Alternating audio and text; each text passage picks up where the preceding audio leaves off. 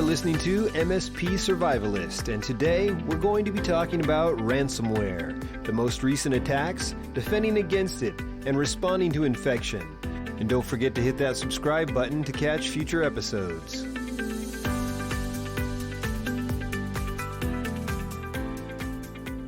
So let's go ahead and get started and introduce a couple of our security experts. We've got Adam Stufflick. Adam, are you there? Yep, you bet. Great. Could you tell us a little bit about yourself? Yeah, sure. So I'll start with the latest thing. I'm the cloud business manager here at NovaBACKUP. I handle a lot of the day-to-day training, setups, implementations with all of our MSPs. Kind of a hand-holding thing to make sure things go smooth and that they understand our product. Early on, I was actually, I'll call it a late bloomer to the tech field, honestly. I probably started around my, being 18, 19. Jumped in the tech field then, loved it ever since. Started off kind of in the ISP world, which I think a lot of MSPs do, doing the backup thing. Moved into backup field, working actually with NovaBACKUP. And now I'm here today. So a little over 15 years I've been doing this type of thing, whether it's the tech, sales, both sides of the aisle. And ever since, I've been loving it. Great. Thanks for that, Adam. And we also have Nathan Forage on the line with us. Nate, are you there? Yeah, I certainly. Like Adam, I've been around for quite a while too. So I'm the VP of Strategic Solutions here at NovaBACKUP. I've been here since 2005-ish, so 16, 17 years, somewhere right around there. And before that, I was actually at the same location that Adam was at. So we worked together even before coming over to NovaBACKUP. So I've been in the data security solutions since even before 2005, and we're it kind of moved from there. Great. Thank you for that. Today we hope to have a conversation around the topic of ransomware. It's a huge subject, so there's no way we could possibly tackle every aspect of it. We see it in the news every day, and I'd love to hear how it's impacting your guys' lives on a regular basis. Just in the news today, I saw that I believe there was another major ransomware attack. Yeah, Did you guys see Gigabyte. that? Yeah, it was from Gigabyte, the motherboard maker and that type of thing, along with laptops, I believe it was, too. So, yeah, it's going to be an interesting one once that kind of gets disclosed here. Right. And Adam, have you heard any news about recent ransomware attacks? Yeah, I'm a frequent surfer of the MSP subreddit, so I see lots of stories. Obviously, there's been some big names out there. I probably don't even have to mention the name specifically, but big names are big targets, and I think that's kind of a little bit of what I kind of wanted to discuss. I think a lot of us know what ransomware is, right? Mm-hmm. I think we have a pretty good feeling of what it can do to your systems, the numerous different types of them, right? Whether it even lets someone on the system to do further harm. But, oh yeah, I hear a lot about it. One of the things I kind of wanted to talk to, we're hearing a lot of the big names, Gigabyte, we've heard Acer, and all of those. Accenture today, $44 billion company, right? Yep. That was a very big one too. Yeah, but you hear the big ones, but it's really all of the small ones that I think are the most damaging, at least to kind of who we serve for the most part. The MSPs that are serving all of these small businesses or even medium businesses. I think that is the most disruptful because it's a small business that lives and breathes on their IT department, and their IT department is their MSP.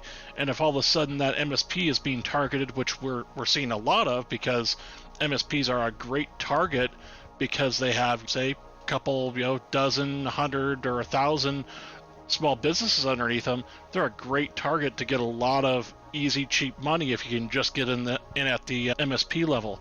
So I think that's one of the things that we're seeing more and more, at least from what I'm seeing out there. Yeah, I see a lot of that stuff too. And what I feel is a lot of these guys end up being collateral damage, hitting big boys and trickling down into these smaller SMB, whether they're actual direct customers or even the smaller MSPs. Like Nate was saying, usually a lot of times you have a lot less fight because there's a lot more pressure, a lot less funds to, I don't want to call it waste, but I mean, honestly, they know that they won't have a lot of fight and pushback, so they'll probably end up paying.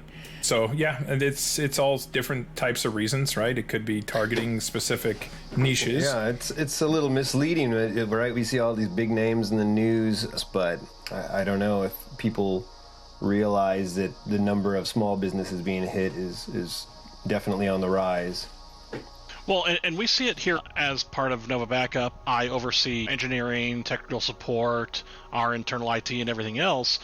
My support team sees new ransomware cases, helping people restore and that type of thing, whether it be a MSP that is using our service or just an end user that might have bought our software online or got it with, say, like a Buffalo terror station or what have you. We're helping these guys all the time, trying to recover, making sure that we can do our best to get them recovered as long as they have sane backups.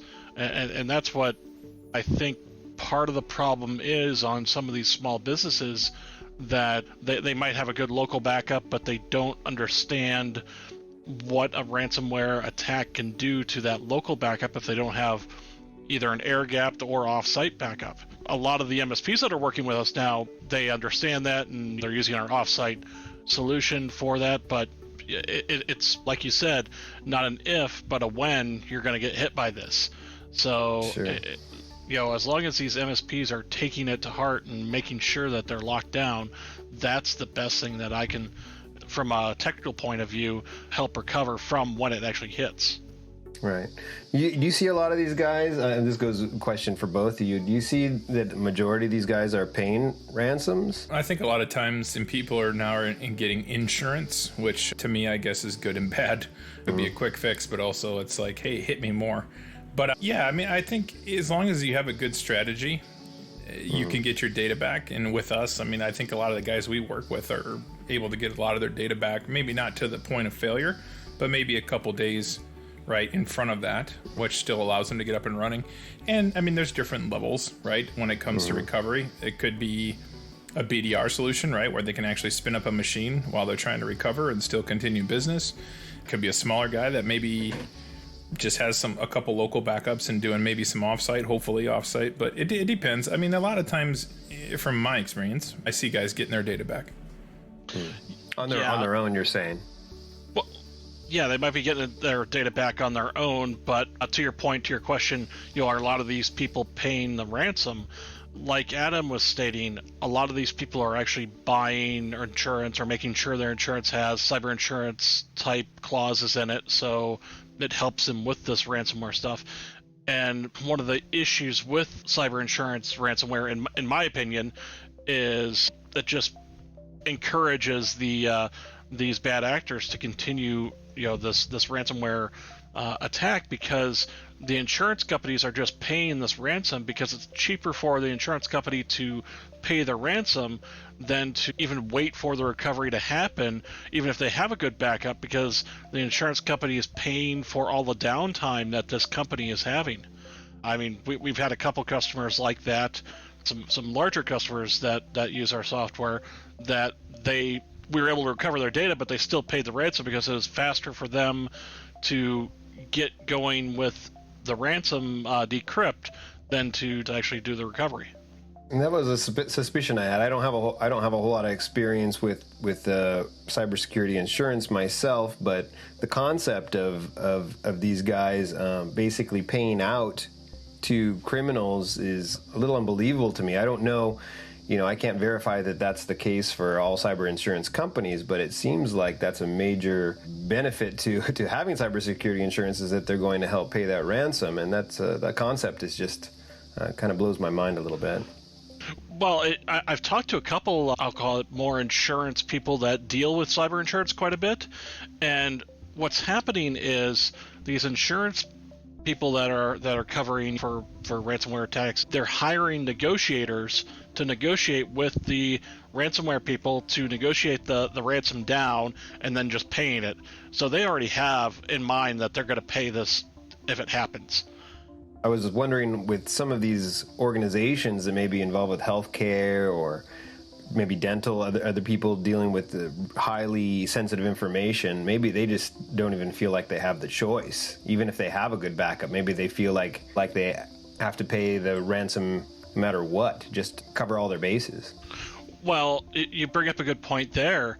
They're paying, these people that have protected data, whether it's HIPAA data or even just protected IP that they don't want out into the wild. They're paying these ransoms, but they're not even really ransoms. They're extortion fees, because even if they can recover from it, these people these ransomware guys are threatening to expose the data, to send out the data if they don't get paid. It's almost like, blackmail on top of the extortion, like you said, on top of everything else. They're using fear, and fear is very strong. You don't have to twist their arm very hard. And that's just like the bad guy side of the aisle, I'll call it, because the other side of the aisle, these other associations are also using the same fear to kind of strong arm themselves into the MSP's field. They're kind of stepping on their toes a little bit. I spoke with a customer recently who had one of his customers for, I think it was like 7-8 years. And all this firm had to do was come in and drop some fear, saying, hey, look, we're big, we got all this, that, right? Big names, big money, and we use this specific tool, we use these specific MSPs, which is not him, obviously, but we also have insurance and everything like that for ransomware. So they pretty much buffaloed this guy pretty easily into dropping or just basically disconnecting this relationship with this MSP like nothing. I mean, just straight up dropped him out of nowhere, which to me was shocking. Like, this is how much this is affecting it. Not just straight encryption of data and extortion and stuff like that, but on the other side of the coin, people are now taking advantage of that to steal customers. Like I said, big presence and stuff like that. They come in and overwhelm the customer with all these acronyms and names and scary terms, and boom, just like that, dropped a 8-year relationship like nothing. I was pretty shocked. With the theme of this podcast being surviving various technical challenges, various types of ransomware, cyber criminal activity, I'd like to ask if you think that there's one specific method that is causing ransomware infection more than anything else. You think it's pretty evenly spread across a variety of ways that people are becoming infected? I would say the most common is going to be the user.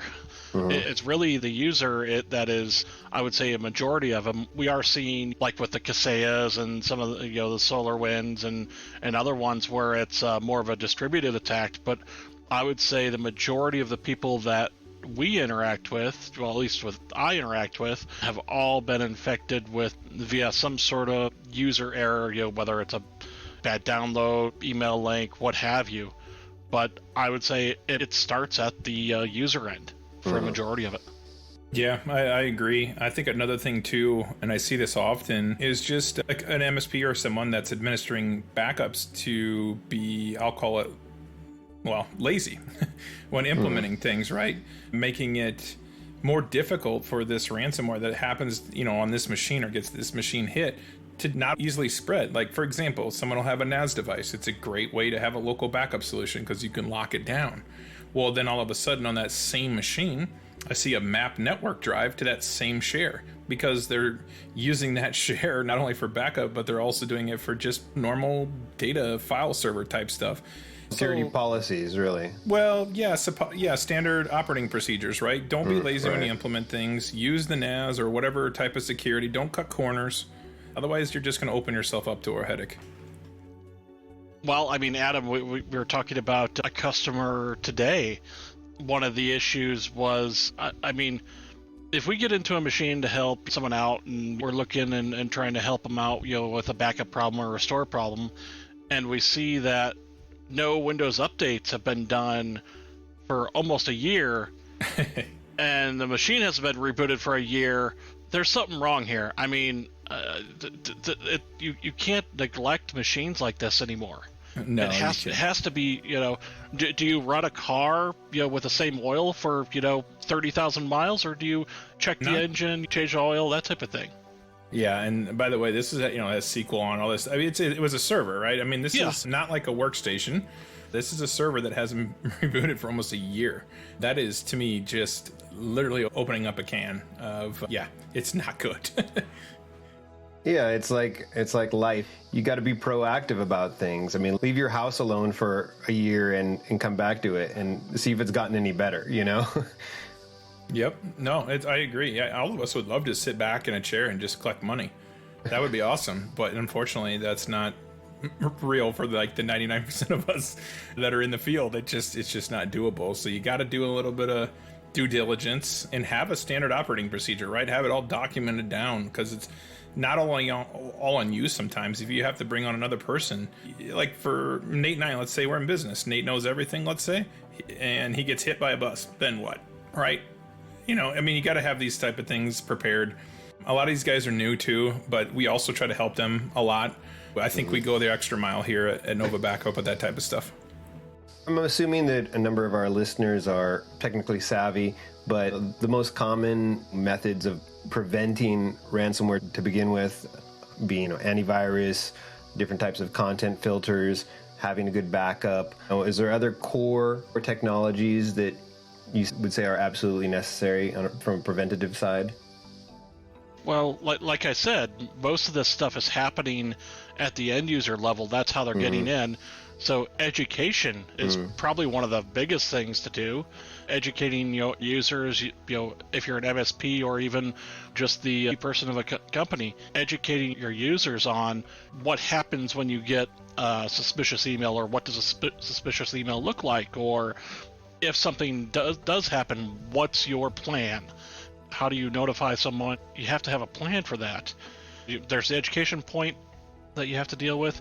You also need to reduce your, I'll call it your security footprint. So what you have exposed and how things can move around within your network or within your customer's network, locking it down as much as you can without impeding business is really where you need to look at. Yeah, and don't be afraid to, be the quote-unquote bad guy as the IT guy, right? Like, there's some of these places we used to walk in years and years ago. You walk into a business and everybody has their iPods plugged into their machine. All these things, right, are just holes in the system that can be used for some type of attack, right? Entry points. So, yeah, have some good solid security. Again, everybody might whine a little bit in the beginning. You're the bad guy, but trust me, they'll get over it. Just implement it and save yourself a headache. Yeah, I mean, one of the things that I think we've seen in the last 6-9 months is, or maybe even more, is MFA, multi-factor authentication. Everything is moving to it. You got to be able to do it. You got to be able to handle it. And, if your software has that ability right now, talk about Office 365 or anything like that, if you have MFA as an option, don't have it enabled, you're doing things wrong. Agree, 100%. That is such a great way to reduce issues, I'll call them. Sure. What about is there other brand new technologies out there that you see as being really promising in regards to stopping ransomware? Things that we see, like you always hear about AI and so forth. Into various... Well, I mean, AI still has to learn, right? So if you're going to get hit, you might be the test dummy that gets knocked, and then everybody else will benefit from you, but I don't think nothing's 100%. Yeah, a lot of it is smoke and mirrors from what I've seen. The biggest thing is, preventing it on the end user level as much as you can and locking down as much as you can. Most of the newest tech that I see coming out is all about alerting after the fact, or seeing after the fact, after you've been infected, oh, hey, this is what's going on in your environment. You need to take action. That's all that a lot of these are doing, is making sure that something's happening, which is good, don't get me wrong, but you really have to look at that edge security before you think that some piece of software is just the golden bullet. Sure, especially with people being so much more distributed these days, having your employees not so centralized, it's got to be a little bit more challenging, I would imagine.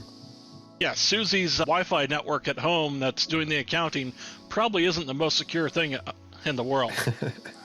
Yeah, not good. And a lot of people, too, they don't want to do VPN because they don't know how to do VPN. It's extra work. But I tell you what, like I said, be the quote-unquote bad guy for a little bit, enforce it, and it'll be okay. Everybody will get over it. It's something new. A lot of people are opposed to new things, especially technology. You got to learn it, but you got to enforce it. You just have to. Otherwise, if you don't, I mean, you're going to end up just being another victim, and not any one solution is going to protect you. You got to have a variety, right? Don't put all your eggs in one basket. That's probably the oldest phrase ever. It still stands true. You could also talk about the security onion, having layers of security 100% around you. Yeah. Yeah, I mean, those type of things is what these people have to learn, hopefully before they learn the hard way. But, I mean, maybe they'll come back stronger if they do get hit.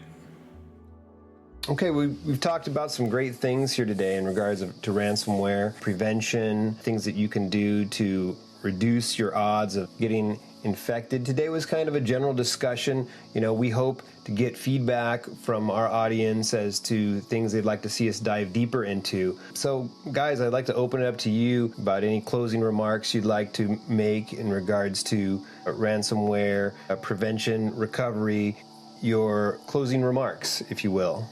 Yeah, I'll actually start. This has actually been really great. The biggest thing is the due diligence, guys. MSP world, there is no just 8 to 5. There's no 8 hours with a 1 hour lunch break. The grind is real out there. You got to do a lot of things. You got to stay active, aware.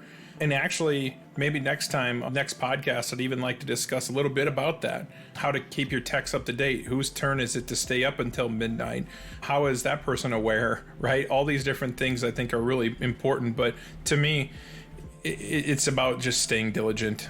Dot all I's, cross all T's, because you might miss that one little thing that could have saved you a really huge headache down the road. Yeah, one of the things I want to kind of enforce is something I do see a lot of people kind of failing at is they think this whole thing is something they have to do all at once. It's not something that you have to do all at once, and it's not something that is ever quote-unquote finished.